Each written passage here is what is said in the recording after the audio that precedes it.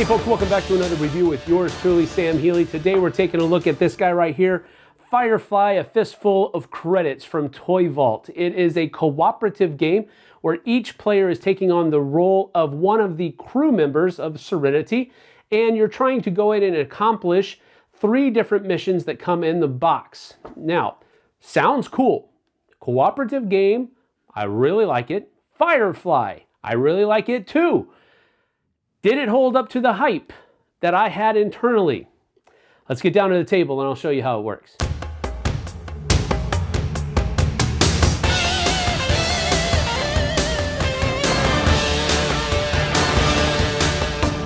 So here I have set up for you a 4-player game of a Fistful of Credits, a Firefly game from Toy Vault.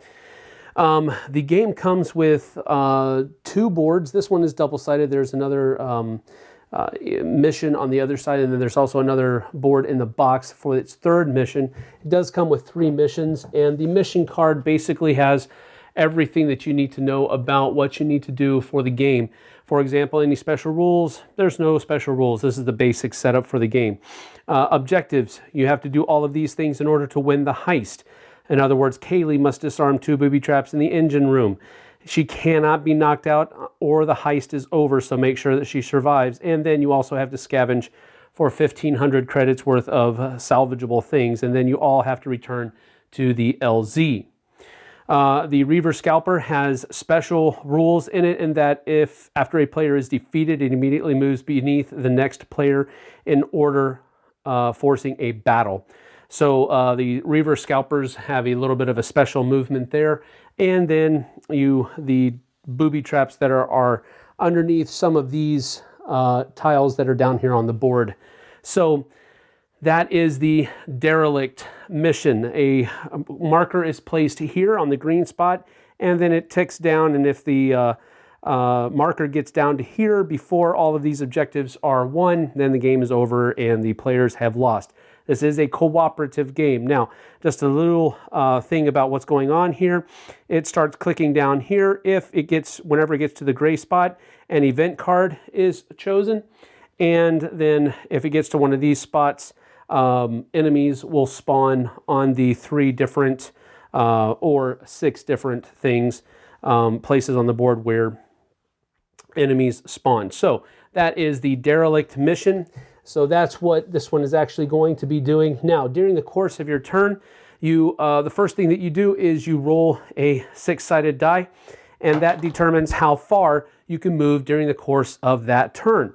So let's say that Mal is going first here, and he can move 3. So he will move 1, 2, and 3, and then whenever he moves onto this, he can flip it over. In this case, it is 50 credits. He simply takes that and puts it into his burlap sack, and now his turn is over. So let's say that River goes next. She's going to take a die and roll. She can also move 3. 1, 2, 3. She can't actually get to any of the tokens that are out there on the board. So that's that. Her turn is over with. So he goes to Jane. Jane rolls, and he gets a 5. So he's going to go 1, 2, 3, 4, and we're going to flip over this one right here. And it happens to be an enemy, so he has to immediately battle. Now, when he can battle, he can, first of all, battle with just his own personal ability, which he is rolling 2 4-sided dice. The power of the enemy is a 7, so he has to basically roll 2 4-sided dice and get over a 7, otherwise he'll take a damage. Now, what he can do is call for backup with anybody else that is in sight. For example, River here and Mal are both within line of sight of this enemy, so he can ask either of them. He'll ask Mal, who rolls an 8-sided die, and you can take all of these dice and roll them together. But if you do that, you cannot use ammunition to affect the die roll. It's just a straight up die roll. So we're trying to get over 7 with an 8-sided die and 2 4s. So that is 3, 4, 5. All players involved will take a hit. And then you continue rolling. So Now we have 5, 6, 7, 8. Okay, well then that's done. This guy is dead. He's placed over here into the reserves, enemy reserves, and now Jane's turn is over with. Okay, and so now Kaylee turn, and she gets a 2, so she can go 1, 2, and that's all she can do. And this is how the game progresses to where you have to meet all of the objectives. So you have to get 1,500 credits worth of salvageable materials, and Kaylee has to, well, anybody can find the booby traps, but Kaylee has to disarm them by going and interacting with those tiles. But those tiles are out here. So again, there is a difference there of not a whole lot. Basically on your turn, you roll a die, see how far you can move. If you roll a 1, then this timer clicks down 1, and that's the end of your turn. Of course, you get to move 1 if you'd like, and so forth and so on. Ammo can be used to, like I said before, affect the face of the dice that are rolled, but generally speaking, you are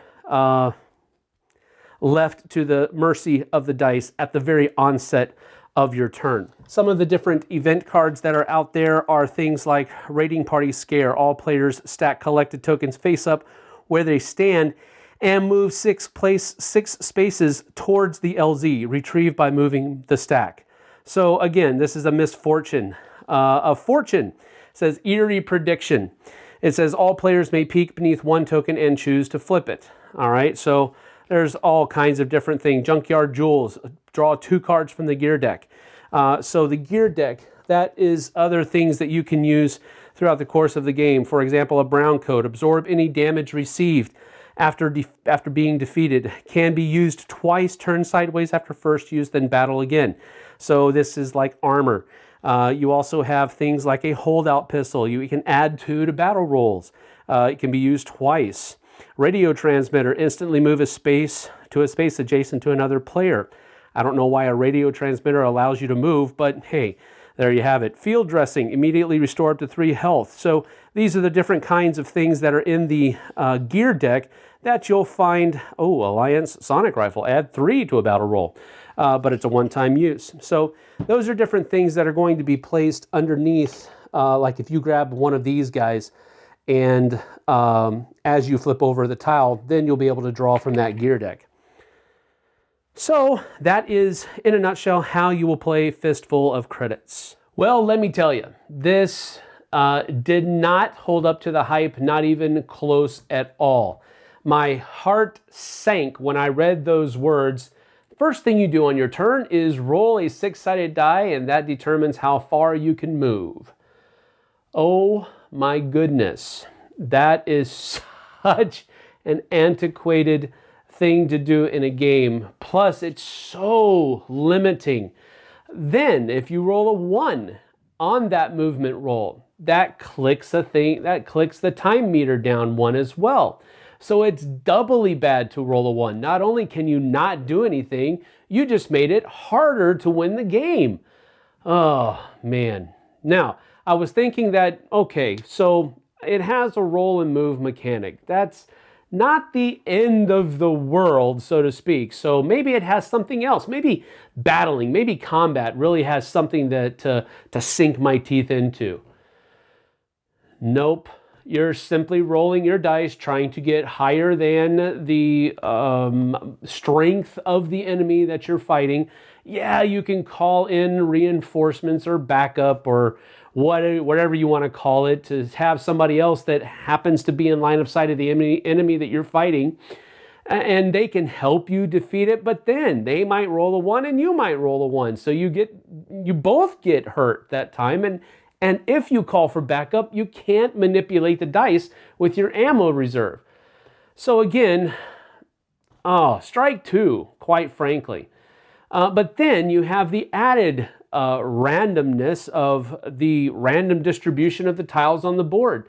You could literally run into all of the enemies in your part of the ship before you hit any of the gear packs or the credit tokens that are in the board. It just depends.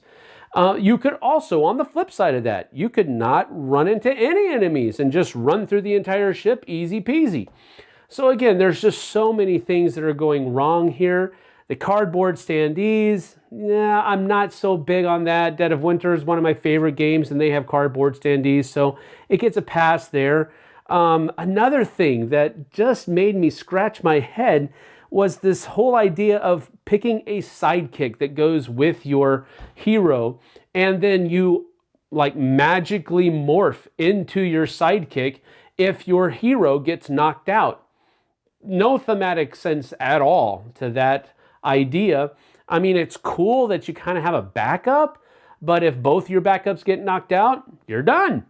So again, I did not have a good time with this game. I really wanted to like it. It's Firefly.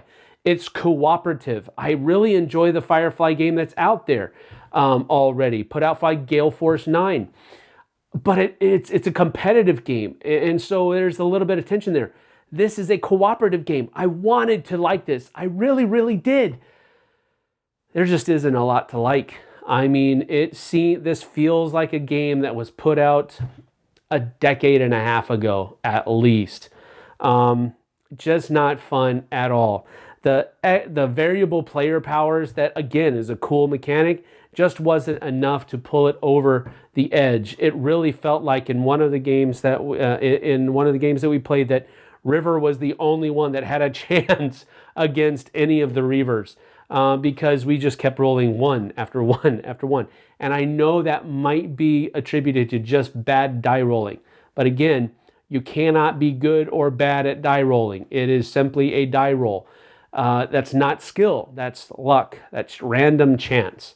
So again, I wanted to like A Fistful of Credits. I do not like it. I want to be very clear. I wanted to.